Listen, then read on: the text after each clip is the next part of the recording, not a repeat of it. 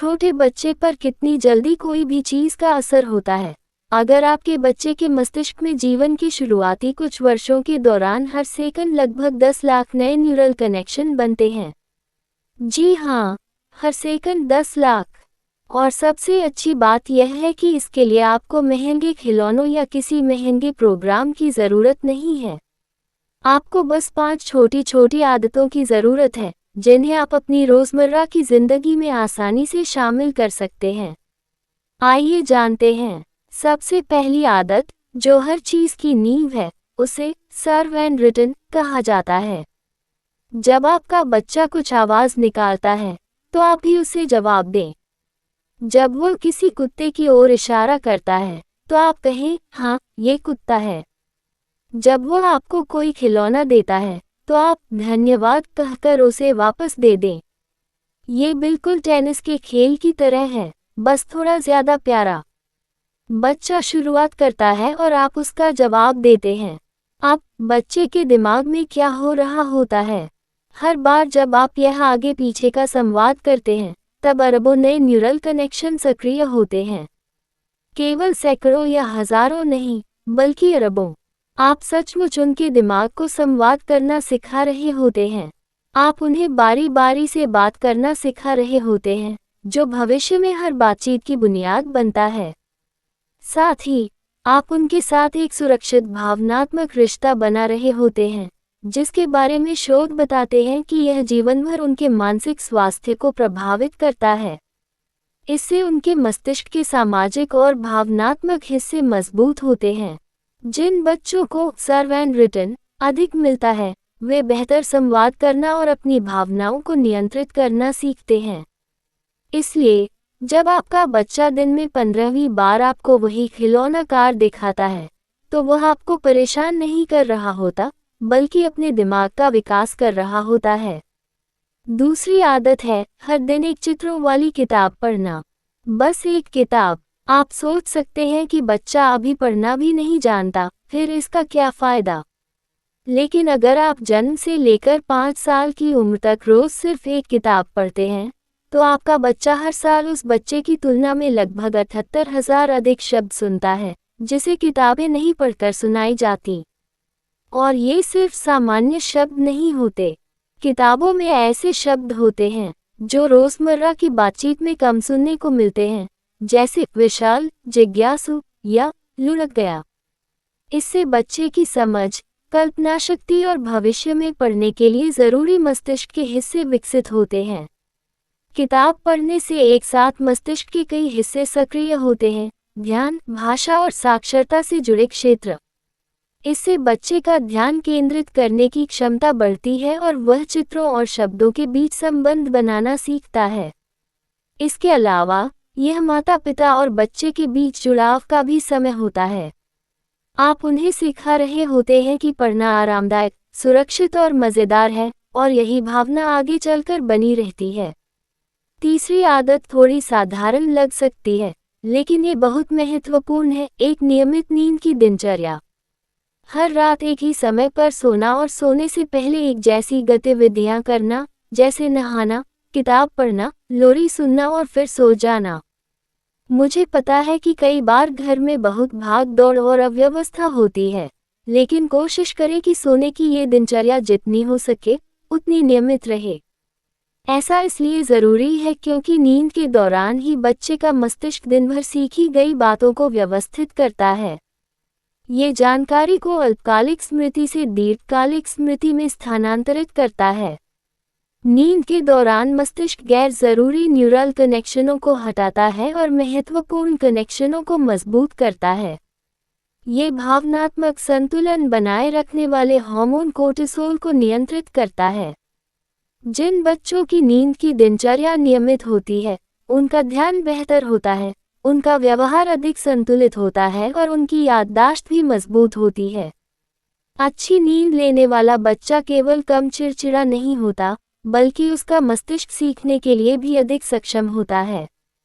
इसलिए सोने की दिनचर्या केवल बच्चे को सुलाने के लिए नहीं है, बल्कि उसके मस्तिष्क के विकास को बेहतर बनाने के लिए भी है। चौथी आदत थोड़ी अलग लग सकती है, बच्चों को थोड़ी मुश्किलों का सामना करने दें। मेरा मतलब यह नहीं है कि आप अपने बच्चे को बिना वजह रोने दें। मैं उन रोजमर्रा की छोटी छोटी परिस्थितियों की बात कर रहा हूँ, जैसे गेंद दूर चली जाए, ब्लॉकों का टॉवर गिर जाए या बच्चा किसी खिलौने तक न पहुँच पा रहा हो। ऐसी स्थिति में तुरंत मदद करने के बजाय कुछ सेकंड रुकें। उन्हें कोशिश करने दें। जब बच्चे छोटी छोटी परेशानियों का सामना करना सीखते हैं, तो वे भावनात्मक रूप से मजबूत बनते हैं। वे धैर्य रखना, समस्याओं का समाधान करना और अपनी भावनाओं को नियंत्रित करना सीखते हैं। यह अनुभव उनके मस्तिष्क के प्रीफ्रंटल कॉर्टेक्स को विकसित करता है, जो आत्मनियंत्रण, निर्णय लेने और भावनात्मक संतुलन के लिए जिम्मेदार होता है। हर बार जब बच्चा किसी चुनौती को पार करता है, तो ये न्यूरल मार्ग और मजबूत हो जाते हैं। अगर हम हर समस्या का समाधान तुरंत कर देंगे, तो हम उनके दिमाग को विकसित होने का अवसर नहीं देंगे। इसलिए अगली बार जब आपका बच्चा किसी ब्लॉक को सही जगह पर लगाने की कोशिश कर रहा हो और थोड़ा परेशान हो रहा हो, तो गहरी सांस लें और कुछ देर इंतज़ार करें।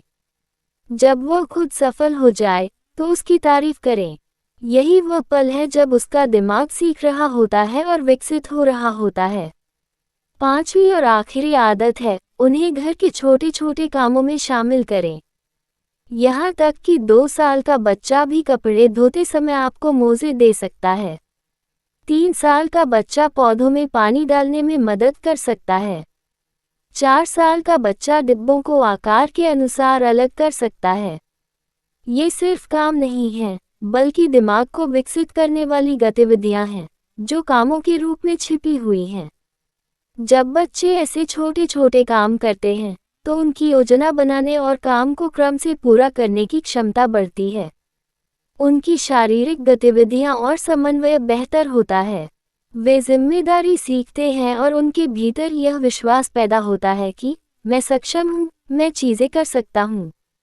ये गतिविधियां मस्तिष्क के फ्रंटल लोब को सक्रिय करती हैं, जो योजना बनाने, चीज़ों को व्यवस्थित करने और कई चरणों वाले कामों को पूरा करने के लिए जिम्मेदार होता है। इसके अलावा, जब बच्चे कोई काम पूरा करते हैं, तो उनके दिमाग में डोपामिन नामक रसायन निकलता है, जो सीखने और प्रेरणा को बढ़ावा देता है। सबसे बड़ी बात, उन्हें खुद पर गर्व महसूस होता है, और यही आत्मविश्वास आगे चलकर उनकी सफलता की नींव बनता है। तो ये थी 5 छोटी छोटी आदतें। सर्व एंड रिटर्न, हर दिन एक किताब पढ़ें, नियमित नींद की दिनचर्या बनाएं, बच्चों को थोड़ी मुश्किलों का सामना करने दें, उन्हें घर के छोटे छोटे कामों में शामिल करें। इनमें से किसी भी आदत के लिए पैसे खर्च करने की ज़रूरत नहीं है। इनमें अतिरिक्त समय भी नहीं लगता। ये सब आपकी रोज़मर्रा की ज़िंदगी का हिस्सा बन सकती हैं, लेकिन मिलकर ये आदतें आपके बच्चे के मस्तिष्क को संवाद, भावनात्मक मजबूती, याददाश्त, समस्या समाधान और आत्मविश्वास के लिए तैयार करती हैं। जब आपका बच्चा कुछ आवाज़ निकालता है, तो आप ही उसे जवाब दें। जब वो किसी कुत्ते की ओर इशारा करता है, तो आप कहें, हाँ, ये कुत्ता है। जब वो आपको कोई खिलौना देता है, तो आप धन्यवाद कहकर उसे वापस दे दें। ये बिल्कुल टेनिस के खेल की तरह है, बस थोड़ा ज़्यादा प्यारा। बच्चा शुरुआत करता है और आप उसका जवाब देते हैं। अब बच्चे के दिमाग में क्या हो रहा होता है? हर बार जब आप यह आगे पीछे का संवाद करते हैं, तब अरबों नए न्यूरल कनेक्शन सक्रिय होते हैं। केवल सैकड़ों या हजारों नहीं, बल्कि अरबों। आप सचमुच उनके दिमाग को संवाद करना सिखा रहे होते हैं। आप उन्हें बारी बारी से बात करना सिखा रहे होते हैं, जो भविष्य में हर बातचीत की बुनियाद बनता है। साथ ही आप उनके साथ एक सुरक्षित भावनात्मक रिश्ता बना रहे होते हैं, जिसके बारे में शोध बताते हैं कि यह जीवन भर उनके मानसिक स्वास्थ्य को प्रभावित करता है। इससे उनके मस्तिष्क के सामाजिक और भावनात्मक हिस्से मजबूत होते हैं। जिन बच्चों को सर्व एंड रिटर्न अधिक मिलता है, वे बेहतर संवाद करना और अपनी भावनाओं को नियंत्रित करना सीखते हैं। इसलिए जब आपका बच्चा दिन में 15वीं बार आपको वही खिलौना कार दिखाता है, तो वह आपको परेशान नहीं कर रहा होता, बल्कि अपने दिमाग का विकास कर रहा होता है। दूसरी आदत है हर दिन एक चित्रों वाली किताब पढ़ना। बस एक किताब। आप सोच सकते हैं कि बच्चा अभी पढ़ना भी नहीं जानता, फिर इसका क्या फ़ायदा? लेकिन अगर आप जन्म से लेकर 5 साल की उम्र तक रोज़ सिर्फ एक किताब पढ़ते हैं, तो आपका बच्चा हर साल उस बच्चे की तुलना में लगभग 78,000 अधिक शब्द सुनता है, जिसे किताबें नहीं पढ़कर सुनाई जाती। ये बिल्कुल टेनिस के खेल की तरह है, बस थोड़ा ज़्यादा प्यारा। बच्चा शुरुआत करता है और आप उसका जवाब देते हैं। अब बच्चे के दिमाग में क्या हो रहा होता है? हर बार जब आप यह आगे पीछे का संवाद करते हैं, तब अरबों नए न्यूरल कनेक्शन सक्रिय होते हैं। केवल सैकड़ों या हजारों नहीं, बल्कि अरबों। आप सचमुच उनके दिमाग को संवाद करना सिखा रहे होते हैं। आप उन्हें बारी बारी से बात करना सिखा रहे होते हैं, जो भविष्य में हर बातचीत की बुनियाद बनता है। साथ ही आप उनके साथ एक सुरक्षित भावनात्मक कर रहा हो और थोड़ा परेशान हो रहा हो, तो गहरी सांस लें और कुछ देर इंतजार करें। जब वह खुद सफल हो जाए, तो उसकी तारीफ करें। यही वह पल है जब उसका दिमाग सीख रहा होता है और विकसित हो रहा होता है। 5वीं और आखिरी आदत है उन्हें घर के छोटे छोटे कामों में शामिल करें। यहाँ तक कि 2 साल का बच्चा भी कपड़े धोते समय आपको मोजे दे सकता है। 3 साल का बच्चा पौधों में पानी डालने में मदद कर सकता है। 4 साल का बच्चा डिब्बों को आकार के अनुसार अलग कर सकता है। ये सिर्फ काम नहीं है, बल्कि दिमाग को विकसित करने वाली गतिविधियां हैं, जो कामों के रूप में छिपी हुई हैं। जब बच्चे ऐसे छोटे छोटे काम करते हैं, तो उनकी योजना बनाने और काम को क्रम से पूरा करने की क्षमता बढ़ती है। उनकी शारीरिक गतिविधियां और समन्वय बेहतर होता है। वे जिम्मेदारी सीखते हैं और उनके भीतर यह विश्वास पैदा होता है कि मैं सक्षम हूँ, मैं चीज़ें कर सकता हूँ। ये गतिविधियां मस्तिष्क के फ्रंटल लोब को सक्रिय करती हैं, जो योजना बनाने, चीज़ों को व्यवस्थित करने और कई चरणों वाले कामों को पूरा करने के लिए जिम्मेदार होता है। इसके अलावा जब बच्चे कोई काम पूरा करते हैं, तो उनके दिमाग में डोपामिन नामक रसायन निकलता है, जो सीखने और प्रेरणा को बढ़ावा देता है। सबसे बड़ी बात, उन्हें खुद पर गर्व महसूस होता है, और यही आत्मविश्वास आगे चलकर उनकी सफलता की नींव बनता है। तो ये थी 5 छोटी छोटी आदतें। Serve and return. हर दिन एक किताब पढ़ें। नियमित नींद की दिनचर्या बनाएं। बच्चों को थोड़ी मुश्किलों का सामना करने दें। उन्हें घर के छोटे छोटे कामों में शामिल करें। इनमें से किसी भी आदत के लिए पैसे खर्च करने की ज़रूरत नहीं है। इनमें अतिरिक्त समय भी नहीं लगता। ये सब आपकी रोज़मर्रा की ज़िंदगी का हिस्सा बन सकती हैं, लेकिन मिलकर ये आदतें आपके बच्चे के मस्तिष्क को संवाद, भावनात्मक मजबूती, याददाश्त, समस्या समाधान और आत्मविश्वास के लिए तैयार करती हैं। आप ये कर सकते हैं, और आपका बच्चा भविष्य में इसके लिए आपका धन्यवाद करेगा।